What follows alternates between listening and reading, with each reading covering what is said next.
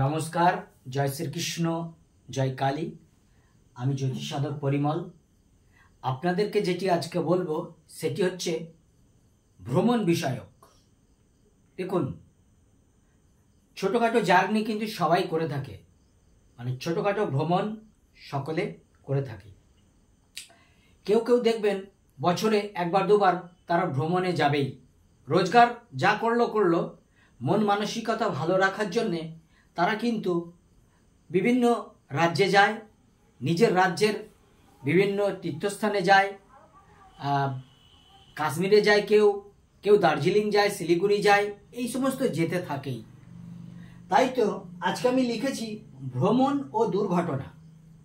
ভ্রমণে গেলে কিন্তু দুর্ঘটনা ঘটতেই পারে, কারণ বাস, ট্রেন এখন রহরহ যেভাবে দুর্ঘটনা ঘটছে তাতে কিন্তু থেকেই থাকে। দুর্ঘটনা ঘটার পর অনেকে কিন্তু বেঁচে থাকে, আবার অনেকে কিন্তু মারাও যায়। আসুন সেই জার্নি লাইন নিয়ে আমি দুই একটি কথা বলি। আগে জানব ভ্রমণ রেখা কোথায় থাকি। ভ্রমণ রেখা আমাদের এই চন্দ্রের স্থানে থাকি। এই পার্টটিকে তিন ভাগে ভাগ, মানে দুভাগে, 1, 2। এখান থেকে এইটুকু দুভাগে ভাগ করার পর যে অংশটি থাকবে সেটি হবে ভ্রমণ রেখার স্থল, অর্থাৎ চন্দ্রের স্থল। শুক্র এবং চন্দ্রের স্থল কিন্তু একটু বৃহৎ আকারের হয়, এই জন্য চন্দ্রের উচ্চ এবং নিম্ন পর্ব রয়েছে। এবারে ভ্রমণ রেখা সাধারণত আয়ুরেখার ঠিক এখান থেকে এসে চন্দ্রের দিকে আসে, চন্দ্রের দিকে আসে। এটি হলো ভ্রমণ রেখা। ভ্রমণ রেখায় এই ধরনের রেখাকে ভ্রমণ রেখা বলে। এবারে এই মণিবন্ধ থেকে যদি কোনো রেখা উঠে এখানে যায়, তাহলে সেই সমস্ত জাতকরা কিন্তু খুবই ভ্রমণ প্রিয় হয়। কিন্তু ভ্রমণ প্রিয় হওয়ার সঙ্গে সঙ্গে এদের কিন্তু আবার দুর্ঘটনাও ঘটতে পারে, কারণ এখানে ভ্রমণ রেখা কেটে কিন্তু রেখাটি কিন্তু আয়ুর সঙ্গে মিশেছে, অর্থাৎ ভ্রমণের মধ্যে তাদের কোনো দুর্ঘটনা ঘটে থাকতে পারে। আবার ভ্রমণ রেখা যদি ছোট ছোট অংশ হয়ে, অর্থাৎ এই রকম ডট ডট ডট ডট হয়ে যদি চন্দ্রের দিকে আসে, তাহলে জানবেন যদি কোনো জাতক ভ্রমণে যায় তার কিন্তু চোট চাপট তো হবেই, এমনকি দুর্ঘটনাগ্রস্তর মধ্যে দিয়ে প্রাণ আশঙ্কাও কিন্তু থাকতে পারে। সেই সঙ্গে যদি রাহু রেখা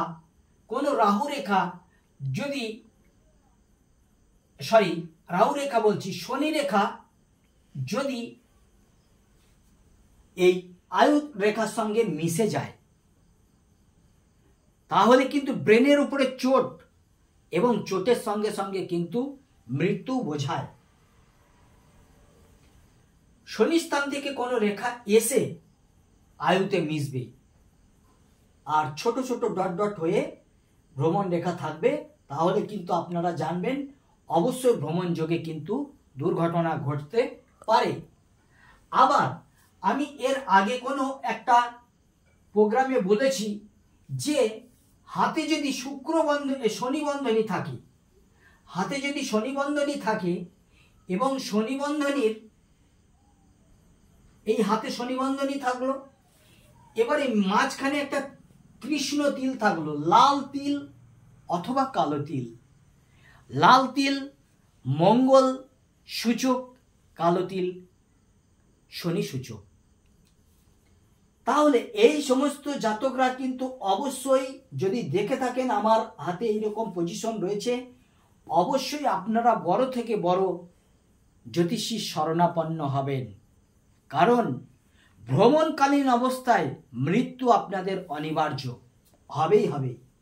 এই জন্য বলছি ভ্রমণ রেখার সঙ্গে সঙ্গে আমাদের আরো অন্যান্য রেখা কিছু দেখার দরকার। দেখুন, ভ্রমণ রেখা সুবলিষ্ঠ রয়েছে, ভ্রমণ রেখায় কোনো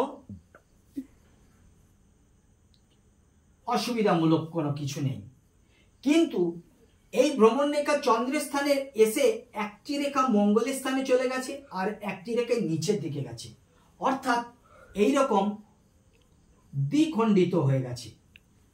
তাহলে জানবেন ভ্রমণে অবশ্যই আপনার দুর্ঘটনা হবে এবং দুর্ঘটনা এমনই ঘটবে যে আপনি মরবেন না, কিন্তু এ বাঁচা সে বাঁচার মতনও থাকবেন না, অর্থাৎ আপনি এমনই শয্যাশয়ী হয়ে থাকবেন যে আপনি কিন্তু উঠতে আর পারবেন না। তাই তো আমাদের ভ্রমণের সঙ্গে সঙ্গে অনেক কিছু রেখা দেখার বিষয় থাকতে পারে, সঙ্গে চন্দ্র, রাহু এবং দেবগুরু বৃহস্পতি স্থানগুলোও কিন্তু আপনাদের দেখতে হবে। বিশেষ করে দেবগুরু বৃহস্পতি দেখা দরকার। আর কি দেখা দরকার, আমাদের এই আয়ুরেখার সঙ্গে এইরকম একটা মার্শাল রেখা কিন্তু যদি থাকে, তাহলে আপনারা দুর্ঘটনার কবলিত হওয়ার পরও কিন্তু কোনো শরীরে কোন অসুবিধামূলক কিছু হবে না। ভ্রমণ রেখার মাঝখানে যদি জব, ক্রস, বিন্দু, তিল চিহ্ন থাকে, তাহলে কিন্তু অবশ্যই কিন্তু আপনাদের এই রকম দুর্ঘটনা ঘটতে পারে।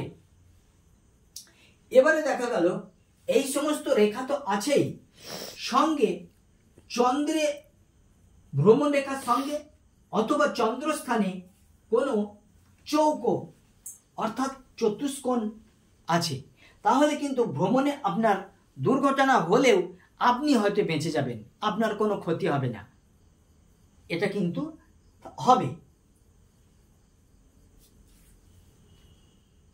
আমাদের অনেকে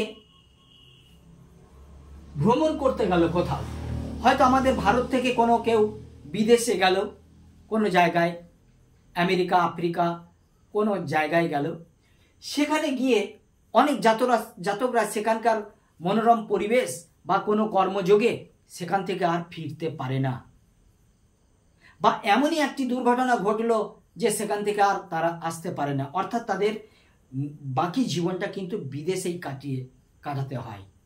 কিভাবে? আমাদের এই মণিবন্ধ রেখা থেকে কোনো রেখা সোজা দেবগুরু বৃহস্পতি স্থানে গেল, অর্থাৎ এটিকে আমাদের ভাগ্য রেখা ধরতে হবে। এবং এই যে রাহু স্থান, এই রাহুর স্থান থেকে কোনো রেখা উঠে শনি স্থানে গেল,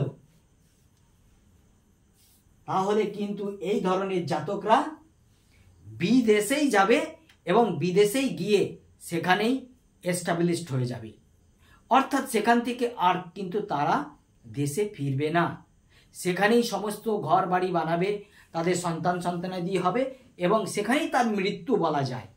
একরকম রোজগার সূত্রে সেখানে কিন্তু গেল না, ভ্রমণ সূত্রে গেল, সেখানে রোজগার করলো, বাড়িঘর করলো, আর তারা ফিরল না।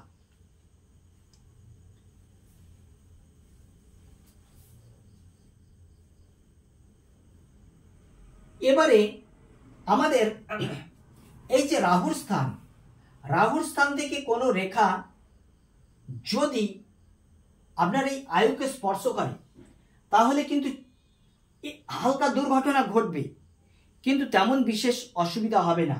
কিন্তু যদি রাহুর স্থান থেকে কোনো রেখা, ভ্রমণ রেখা রয়েছে, সঙ্গে রাহুর স্থান থেকে কোনো রেখা উঠে আয়ুকে কেটে দিয়েছে, তাহলে কিন্তু ভ্রমণের দুর্ঘটনার সঙ্গে আপনাকে কিন্তু ফেলে রাখতে পারে। তাই তো বলি যে এই হাত হচ্ছে আমাদের জীবনের আয়না। অন্ততপক্ষে ছোট হোক বড় হোক, কোন অ্যাস্ট্রোলজারকে দেখিয়ে বছরে দুবার অন্ততপক্ষে আপনারা নিজের হাতটিকে কোনো জ্যোতিষকে দিয়ে পরীক্ষা করিয়ে নেবেন। কারণ আমাদের এই মূল রেখাগুলোর পরিবর্তন না ঘটলেও ছোট ছোট রেখা, আমি বলেছি যে চরগন্মি আর কিরোম্যান্সি বিচার, চরগন্মি থেকে আমাদের হাতের তালুর বিচার করা হবে, কিরোম্যান্সি থেকে ছোট ছোট রেখার বিচার করা হবে, যেখানে রাহু রেখাও কিন্তু লুকিয়ে থাকতে পারে।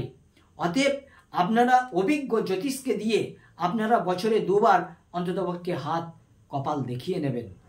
কিছু মানুন আর না মানুন, তন্ত্রবিদ্যা মানুন, ওস্তাদি মানুন, বা আদার্স কোনো ঠাকুরবাড়ি মানুন আর না মানুন, অ্যাস্ট্রোলজার বা জ্যোতিষকে আপনাকে মানতেই হবে, কিন্তু সেখানে উপযুক্ত শিক্ষা ব্যবস্থায় তাদের কিন্তু জ্ঞান থাকতে হবে।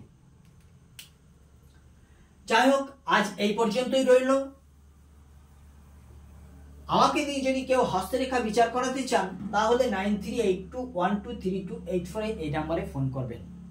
আমার একটি ইউটিউব চ্যানেল রয়েছে, পরিমল মণ্ডল অ্যাস্ট্রো 20।